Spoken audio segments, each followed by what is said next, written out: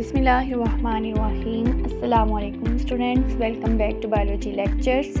आज हम 10th की बायोलॉजी का टॉपिक डिस्कस करने जा रहे हैं जी डिसऑर्डर्स ऑफ डाइजेस्टिव सिस्टम के डिसऑर्डर्स की हम बात करेंगे, जिसमें से सबसे पहला डिसऑर्डर हम डिस्कस करेंगे जी डायरिया के बारे में। तो आज के लेक्चर में हम डायरिया को डिटेल से स्टडी करने जा रहे हैं, इसके काजेस, सिम्टम्स, प्रिवेंशन और ट्रीटमेंट के मेथड्स।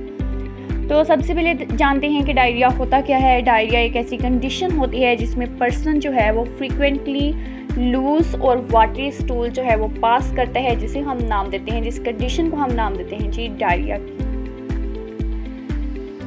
नेक्स्ट हम डायरिया के सिम्टम्स की बात कर लेते हैं कि डायरिया की कंडीशन में कौन कौन से सिम्टम्स हो सकते हैं, अलामात हो सकती हैं, जिसमें सबसे पहली है कि फ्रीक्वेंटली वाटरी और लूज स्टूल जो है वो पास करना, ये सबसे पहला सिम्टम है जी डायरिया का। इसके अलावा स्टमक क्रैम्प्स होना या फिर पेन होना, ठीक है, ये हमारे पास भी सिम्टम है जी डायरिया के। सेकंड सिम्टम की हमने बात की है, और स्टूल पास करने के लिए जो है वो अर्जेंट नीड होना, ठीक है, ये हमारे पास थर्ड सिम्टम है जी डायरिया की।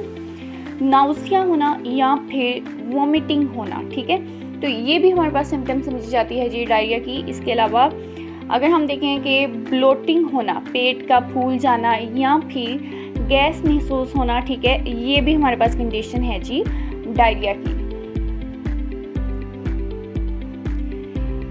इनके अलावा जो है अक्सर कंडीशन में सिम्टम देखा जाता है कि फीवर हो जाता है, ठीक है, या फिर डिहाइड्रेशन हो सकती है। डिहाइड्रेशन होता है जी जिस्म में पानी की कमी होना। इसके अलावा इस कंडीशन में वीकनेस हो सकती है या टायर्डनेस हो सकती है, ठीक है, और एपिटाइट का लॉस हो जाना, यानी या तो भूख कम लगना या फिर बिल्कुल ही भूख का ख़त्म हो जाना, ठीक है। तो ये तमाम हमने बात की है जी डायरिया के सिम्टम्स की। नेक्स्ट हम देख लेते हैं कि डायरिया के काजेस कौन कौन से हैं, कौन कौन सी वजूहात की वजह से डायरिया हो सकता है। तो डायरिया के काफ़ी काजेस होती हैं, जिनमें से हमारे पास कोई वायरल इन्फेक्शन भी हो सकता है जो कि वायरस की वजह से होगा, बैक्टीरियल इन्फेक्शन हो सकता है जो कि बैक्टीरिया की वजह से होगा, पैरासाइटिक इन्फेक्शन हो सकता है किसी भी पैरासाइट की वजह से, या फिर जो आप फूड और वाटर यूज़ कर रहे हैं वो आपका कंटेमिनेटेड हो सकता है, आलूदा हो सकता है।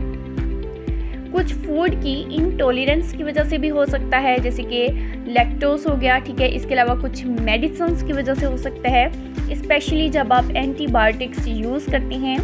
कुछ डाइजेस्टिव डिसऑर्डर्स भी इसकी वजूहात हो सकती हैं, और स्ट्रेस और एंजाइटी भी हो सकती है, ठीक है। तो ये तमाम काजेस हैं हमारे पास जी डायरिया के, ठीक है।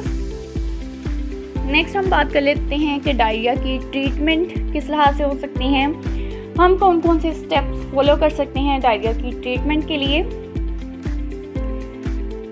सबसे पहला जो मोस्ट इम्पोर्टेंट कि आपने फ्लूइड ज़्यादा से ज़्यादा लेना है, ठीक है, वो फ्लूइड्स आप वाटर भी यूज़ कर सकते हैं और आप ORS भी यूज़ कर सकते हैं। आपने एडिक्वेट रेस्ट लेनी है, लाइट फूड यूज़ करनी है और इजीली डाइजेस्टिबल फूड आपने यूज़ करनी है जो कि आसानी से हज़म हो सके।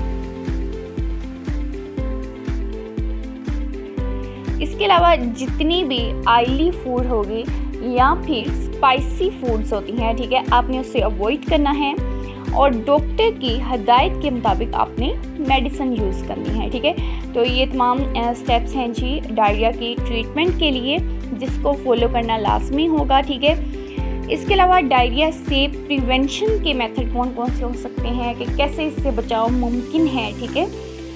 तो इसके भी कुछ स्टेप्स हम लोग देख लेते हैं कि डायरिया की प्रिवेंशन के मेथड कौन कौन से हैं।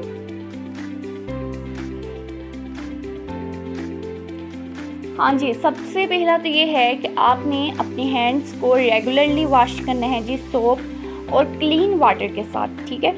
इसके अलावा जो आपके पीने वाला पानी है वो भी साफ़ और महफूज होना चाहिए।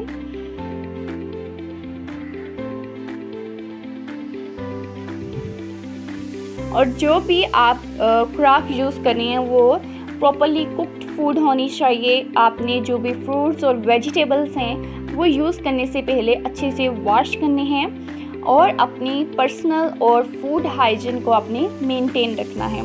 तो स्टूडेंट, उम्मीद करती हूँ आपको आज के लेक्चर की समझ आई होगी। वीडियो पसंद आए इसे लाइक कीजिएगा, चैनल को सब्सक्राइब करना मत भूलिएगा और कमेंट में अपनी राय लाजमी दीजिएगा।